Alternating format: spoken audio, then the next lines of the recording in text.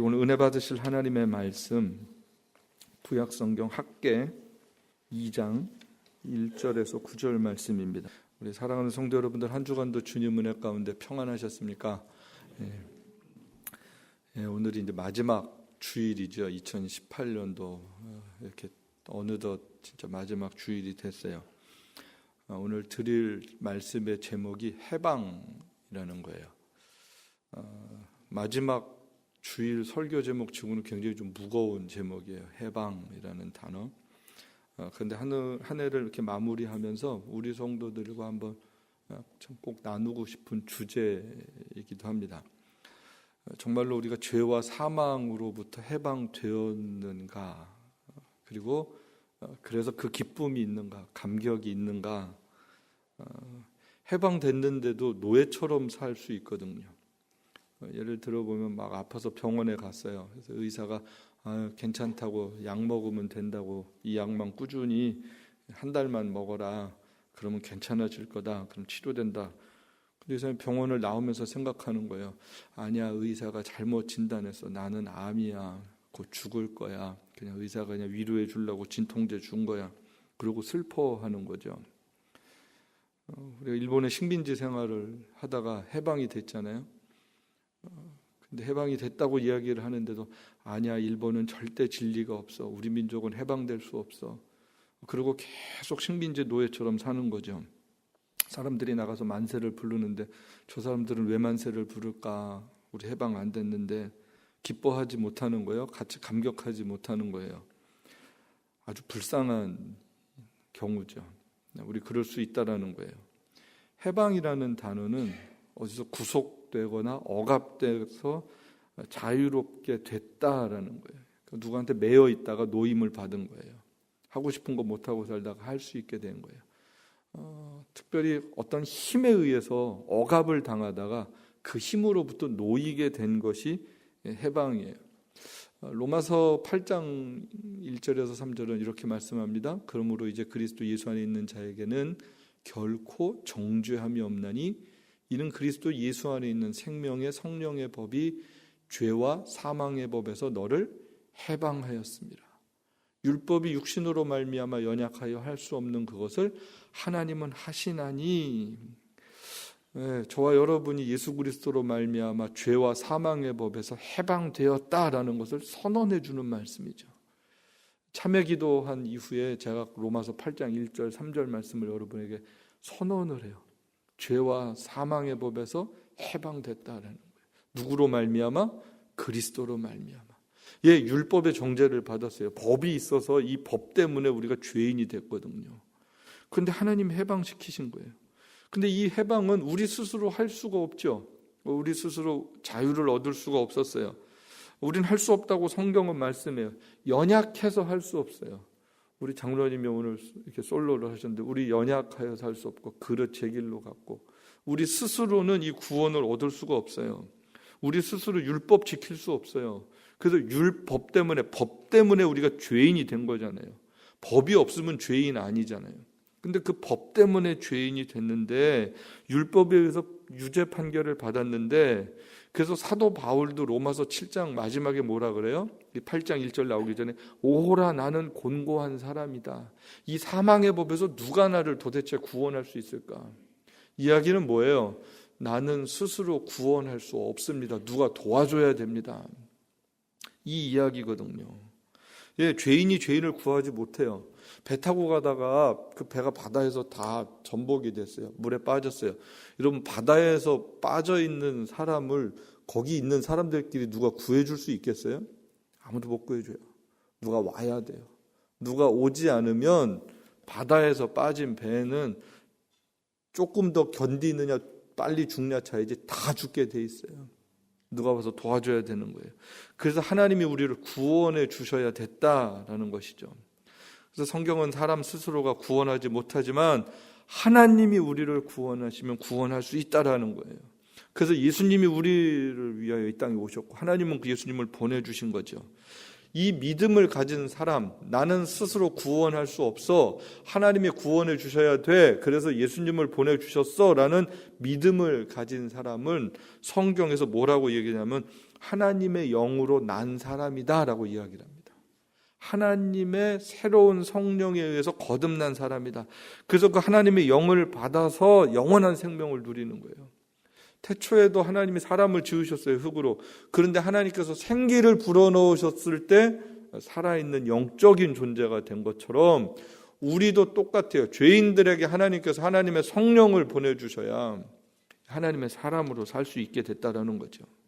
그리고 우리의 죄가 용서받았을 때 우리는 다시 하나님과 교제할 수 있는 하나님의 사람이 됩니다. 그래서 그 기쁨, 그 확신, 그 감격이 우리에게 있는가라는 거예요.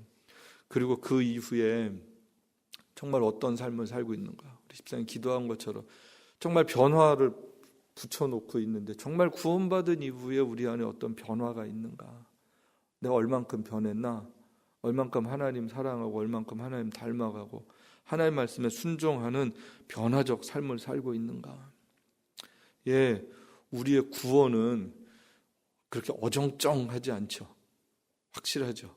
구원받은 것은 확실한 거예요. 왔다 갔다 흔들리지 않는 거예요. 나 구원 받았나? 아닌가? 죽어봐야 아나? 그럼 아직 확신 없는 거죠. 죽어봐야 알면은 큰일 나는 거예요. 죽어야 알죠. 이렇게 얘기하면 아직 구원받은 거 아니에요. 예수 그리스도를 믿는 믿음은 불확실하지 않아요. 아주 확실해요. 아주 선명해요. 담대해요. 자신감이 있어요. 나 구원받은 거에 대한 자신감이 있어요. 그리스도의 은혜로 말미암아 우리 에덴교회 성도들은 이 구원의 확신과 감격이 있게 되길 축복합니다. 이게 없으면 기도해야 돼요. 도와달라고 그래요. 하나님, 내가 아직 이게 없네요. 선물이라는데 하나님 나도 선물 주세요. 이렇게 고백해야 돼요. 이 선물, 이거 없으면 꽝이에요. 평생 교회를 다녀도 이게 없으면 꽝이에요. 이게 없으면 그냥 왔다 갔다만 한 거예요. 그리스도를 몰라서. 그리스도의 생명이 있는 게 너무너무 중요한 거죠. 그 확신하지 않으면 이게 참 불안하죠. 여러분, 자식을 낳는 이 자식이 크면서 계속 엄마가 내 엄마 맞아? 나 진짜 자식 맞아? 우리 유전자 검사해야 하는 거 아니야? 이러면 여러분 어떻겠어요? 자식이 커가지고 우리 유전자 검사 한번 합시다. 똑같은 거거든요. 하나님한테. DNA 검사하지 않으면 모르겠다. 네, 여러분, 믿음은 구원의 확신은 그런 게 아니에요. 형제끼리도 쟤는 내 형제가 아닌가 봐. 맨날 싸우고 나랑 성격도 다르고. 아니요, 그럴 수는 있어도 하나님의 생명의 관계는 영원한 것이고 하나님의 선택에 의해서 우리의 것을 흔들려서는 안 되는 거예요. 흔들리지 않는 구원, 흔들리지 않는 믿음, 이 관계가 영원한 것을 가지고 살 때, 그 확신을 가지고 살 때 늘 기뻐할 수 있고요. 그 구원의 은혜를 생각하면 감사할 수 있고 감격할 수 있죠. 그래서 우리 스스로가 물어봐야 되는 거예요. 하나님, 올 한 해 내가 이 구원의 기쁨, 감격으로 살았는지 아닌지 그걸 점검을 할 수 있어야 되는 거죠. 예, 하나님 앞에서 정직한 점검 있어야 됩니다. 그리고 고백해야 됩니다. 나에게 영원한 생명을 주신 하나님 감사합니다. 2018년도 하나님 지켜주셔서 이렇게 예배 자리에서 한 해를 마무리할 수 있게 해주신 것 감사합니다. 그리고 돌아봐서 잘못된 부분들 하나님 앞에 또한 정직하게 회개해야 되죠. 주님 잘못했습니다. 하나님 앞에 솔직하게 회개해야 돼요. 회개하면 하나님 용서해 주세요. 왜냐하면 하나님은 용서하시기로 작정하셨기 때문에 그렇습니다. 아들을 죽여서 우리에게 생명을 주신 하나님, 용서하기로 이미 작정을 하셨기 때문에 잘못했습니다라고 하면 하나님 용서해 주시는 거예요. 여러분 믿으세요? 근데 말을 해야 돼요. 고백을 해야 돼요. 잘못했습니다 해야 돼요. 용서해 주세요 해야 돼요. 이게 띵 하고 있으면 안 돼요. 애들도 잘못해놓고 이게 지가 잘못해놓고 지가 이렇게 화내고 이게 방문 걸어 잠그고 그게 제일 꼴보기 싫잖아요. 그래서 영적으로도 똑같아. 아니 지가 죄 짓고 나서 괜히 남 핑계 대고 화낸 척하고 그러면 안 되고 하나님 앞에 정직한 고백이 중요해요. 여러분 잘못했을 때 잘못했습니다 하는 게 이게 굉장한 용기거든요. 그게 진짜 성숙한 거거든요. 정말 훌륭한 게 잘못했습니다 할 수 있는 사람은 정말 훌륭한 사람이에요. 나 잘했습니다 이거는 안 훌륭한데요. 잘못했습니다 그러면 진짜 훌륭한 거예요. 여러분 하나님 앞에 그런 정직한 그리스도인 한 해가 가기 전에 여러분 되십시오. 정말 훌륭한 모습 가운데 하나죠. 그러면 관계가 회복되는 거예요. 잘못했습니다 하면 관계 좋아져요. 그렇죠? 나 잘했어 그러면 관계 계속 나쁜데 잘못했다는데 할 말이 없잖아요. 아니, 내가 잘못했습니다 하는데 무슨 말을 하겠어요. 그걸 못해서 힘든 거거든요. 하나님과의 관계도 똑같아요. 잘못했는데 잘못했습니다를 안 해서 관계가 힘들어요. 그래야 진짜 행복한 거예요. 그래야 참 자유를 누릴 수 있게 되는 거죠. 하나님 용서해 주신 거 생각하면, 사랑해 주신 거 생각하면 감격이 되잖아요. 그것만 생각해도 기쁘잖아요. 너무 감사하잖아요. 그러면 지속적인 변화는, 그리고 아름다운 헌신은 그 하나님과의 용서받은 관계, 하나님과 회복된 관계, 여기서부터 시작이 되는 거거든요.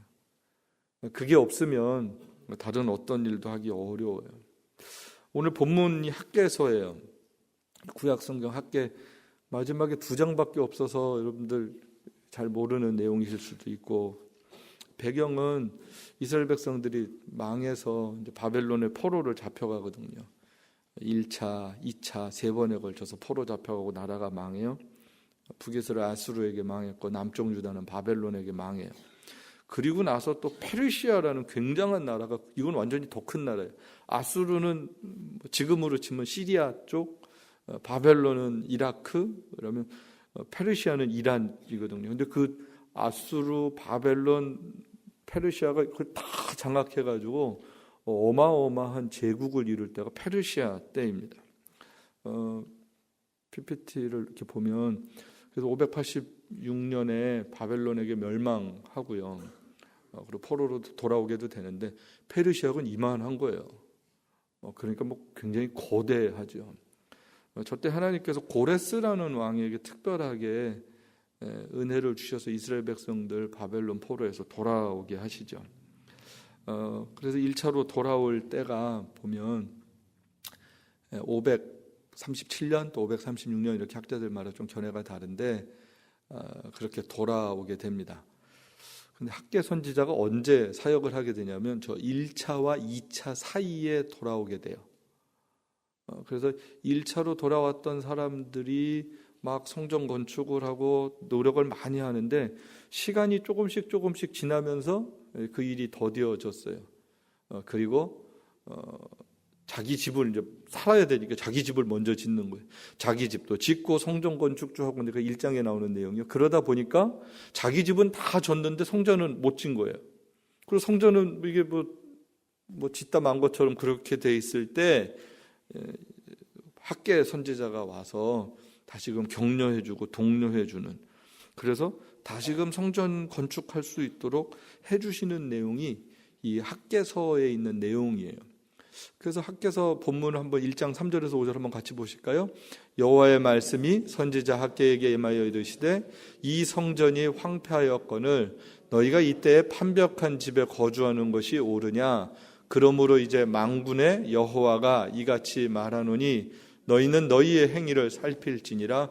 너희가 뿌릴지라도 수확이 적으며 먹을지라도 배부르지 못하며 마실지라도 흡족하지 못하며 입어도 따뜻하지 못하며 일꾼이 싹을 받아도 그것을 구멍 뚫어진 전대에 넣음이 되느니라. 만군의 여호와가 말하노니 너희는 자기 행위를 살필지니라. 예, 지금 학개 선지자 통해서 해주시는 말씀이 예배하는 것보다 다른 것이 우선하면 안 돼라는 거 가르쳐주고 있는 거고요. 이스라엘 백성들이 포로에서 해방된 목적이 뭔가라는 거예요. 자기 나라에 돌아와서 잘 먹고 잘 살고 이런 게 목적이 아니라 하나님을 다시금 예배하는 민족의 정체성을 회복하는 거죠. 다시금 하나님의 언약 백성이에요. 그런데 이스라엘 백성들이 시간이 지나면서 그거 망각했어요. 잊어버렸어요. 그래서 여러분 바벨론 포로의 70년의 의미가 어떤 건가 하냐면 본문에 보면 저게 좀 복잡한데 586년에 유다가 망하거든요. 바벨론 포로로 잡혀가요. 536년에 1차 포로가 귀환돼요. 그러면 586년에서 536년까지는 몇 년이에요? 50년밖에 안 돼요. 그러면 포로에서 해방된 게 70년이라 그러는데 저건 50년이니까 말이 안 되잖아요. 그러면 520년경에 학개 선지자가 와서 사역을 하고 다시 이 말씀을 학개 선지자를 통해서 말씀을 주고 이스라엘 백성들이 돌아와서 자기 집 짓고 그냥 적당히 살다가 이러면 안 되지. 다시 성전 건축하고 하나님 예배하고 섬겨야지.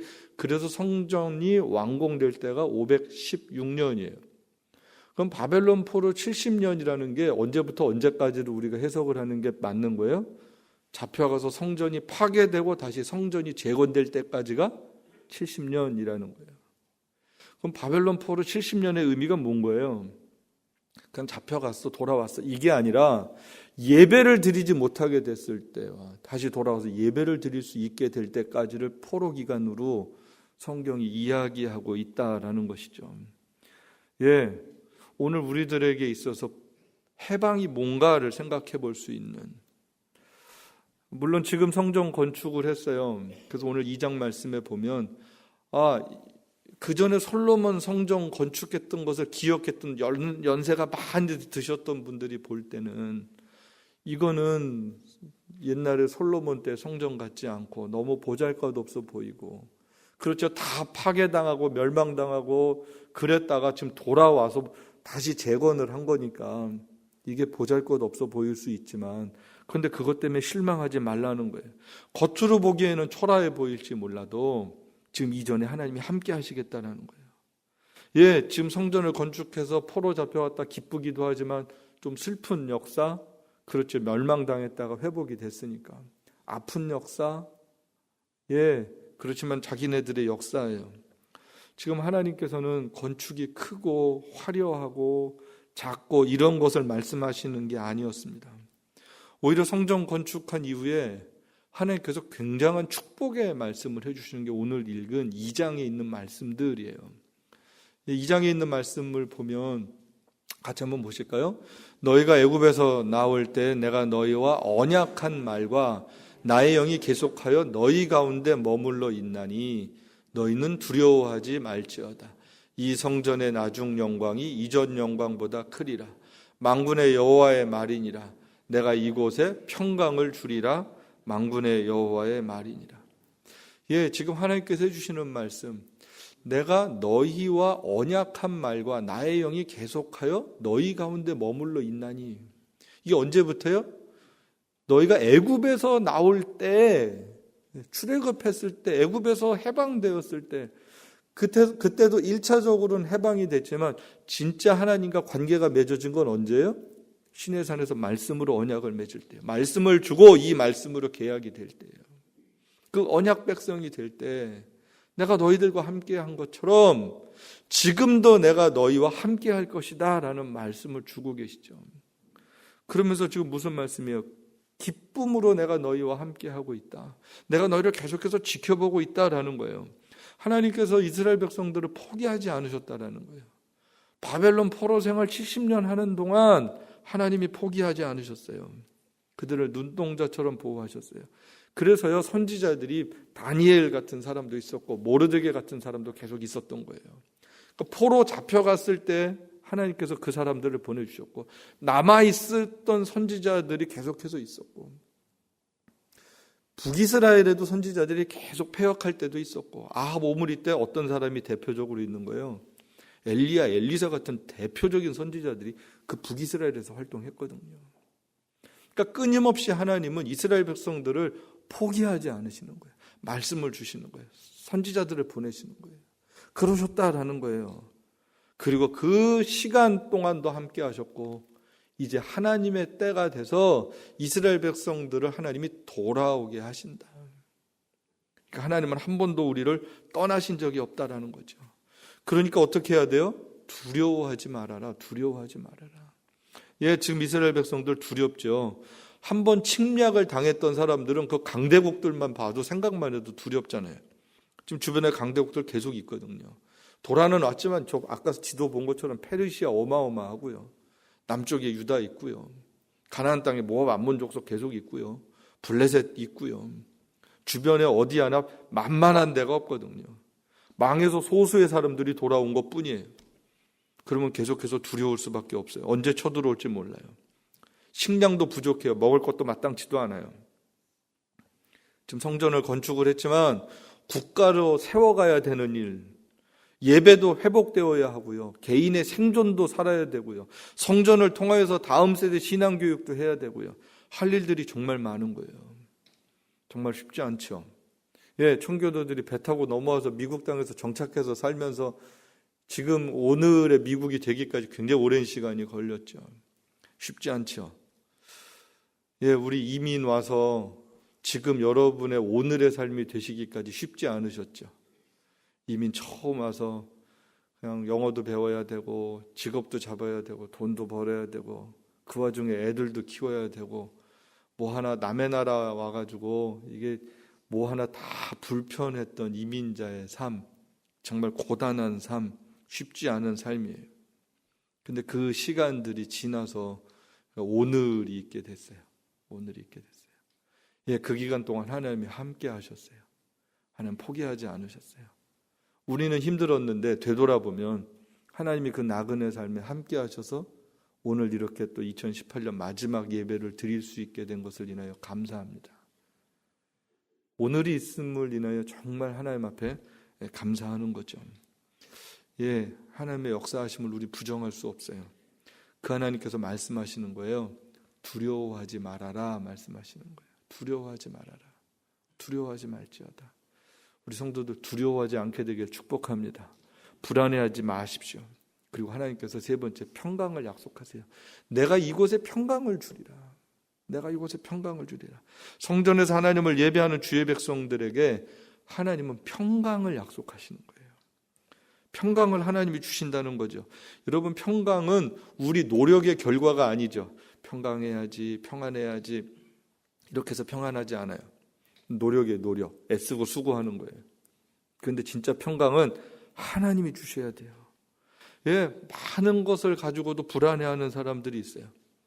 그렇잖아요. 여러분, 담이 높은 집들일수록 뭐예요? 가진 게 많은 거예요. 빼앗기고 싶지 않아서 담벼락이 높아요. 권력 있는 사람들이 막 더 권력 안 뺏기려고 왜 그래요? 다음에 감옥 안 가려고. 그러니까 힘 있는 사람들이 더 불안해요. 없으면 참 편하네. 그러니까 내가 뭐 어떨 때는 홈리스들이 다운타운에 살잖아요. 우린 다운타운 못 살아요. 비싸서. 그분들은 없으니까 아무 데서나 텐트 치고 살면 다운타운이 내 집이에요. 모든 공공 화장실이 자기 거구나. 어떨 때 보면 참 저분들은 다운타운 잔디밭에서 텐트 치고 저 푸른 초원 위에 그림 같은 집을 짓고 산다. 이제 그럴 때가 있어요. 여러분, 왜 우리가 평안하지 못하는 이유가 뭐예요? 뭐 때문에 평안하지 않는 거예요? 더 갖고 싶어서 안 평안하고요. 있는 거 안 뺏기고 싶어서 평안하지 못할 때가 참 많아요. 그게 물질이 될 수도 있고요. 내 자존심이나 명예가 될 수도 있어요. 그것 때문에 안 평안해요. 그것 때문에. 잊어버릴 것이 많으면 불안해요. 근데 하나님이 주시는 것들은 그런 것들을 다 초월해서 그냥 그분과 나의 관계를 생각해서 평안한 그 평안함이죠. 예수님 믿는 사람들은 평안할 수밖에 없죠. 하나님이 함께 하시는데도 불안하다 그러면 하나님 안 믿는 거죠. 하나님 옆에 있는데도 늘 불안해요. 평안이 없어요. 걱정이 많아요. 그럼 그 하나님을 참 업신여기는 거예요. 전능하신 하나님이 옆에 있는데 매일매일 불안해요. 뭐 이렇게 삶이 힘든지 모르겠어요. 그러면 그게 하나님 앞에 정말 나쁜 거예요. 자식이 집에 있으면서 나는 집에만 오면 불안해. 엄마 아빠만 보면 걱정이 돼. 내가 평강을 잃어버려. 그러면 그놈의 자식이 참 얼마나 고약한 거예요. 그러면 안 되죠. 하나님 앞에 나가는 우리가 어떤 태도여야 되는지, 진짜 그분의 전능하심. 땅에 있는 부모는 연약해요. 그럴 수 있어요. 땅에 있는 존재들은 다 제한적이에요. 그럴 수 있어요. 그런데 하나님은 전능하시잖아요. 그 하나님 진짜 평강의 왕이시잖아요. 그분은 우리의 카운셀러시잖아요. 그분은 우리 인생에 놀라운 분이시잖아요. 그분이 같이 있으면 불안해하지 않아도 되고요. 두려워하지 않아도 되고요. 늘 평강할 수 있는 거죠. 왜냐하면 그분은 우리에게 참 자유를 주시는, 진짜 해방시켜 주시는 분이시기 때문에 그렇습니다. 오늘 제목이 해방이에요. 진짜 내가 해방됐나? 해방된 게 뭐로 나타난 거예요? 죄에서 구원받은 이후에 진짜 해방된 사람으로서 하나님과 관계가 된다. 예, 아까 말씀드린 것처럼 포로에서 돌아온 것이 해방이라고 말하지 않고 성전을 건축해서 하나님과의 관계가 회복된 것이 해방이라는 거예요. 두려움이 없는 것, 평안한 것, 그래서 그분으로 인해서 기쁜 거예요. 늘 그분으로 인해서 감사한 거예요. 그 평강이 내 안에 있는 것이 진짜 해방이라는 거예요. 여러분, 그 해방된 삶을 살고 싶지 않으세요? 여러분, 두려움 없고 걱정 없고 그냥 하나님 한 분 때문에 감사한 삶을 살아가는 삶, 그게 진짜 해방이라는 거예요. 아마 여러분에게 해방됐습니까? 라고 물어보면 다 됐다 그럴 거예요. 근데 오늘 본문, 학개서 있는 본문을 통해서 진짜 하나님과의 관계 속에서 내 인생에 무거운 짐, 수고하고 무거운 짐진 자들아 다 내게로 오라. 내가 너희를 쉬게 하리라. 우리 매주일 예배 때 이 말씀 시작하거든요. 수고하고 무거운 짐진 자들아 다 내게로 오라. 내가 너희를 쉬게 하리라. 그 안에서의 참 자유를 누리고 있는가. 여러분, 그렇게 살 수 있게 되길 축복합니다. 한 해를 마무리하고 시작하면서 그 짐 내려놓으세요. 하나님, 내가 이거 내려놓겠습니다. 내가 좀 진짜 평안하게 살길 소망합니다. 두려워하지 않고 살겠습니다. 불안해하지 않고 살겠습니다. 임마누엘 되신 하나님 안에서 내가 정말 자유를 누리고 살길 소망합니다. 그렇게 살 수 있도록 하나님 은혜를 베풀어 주옵소서.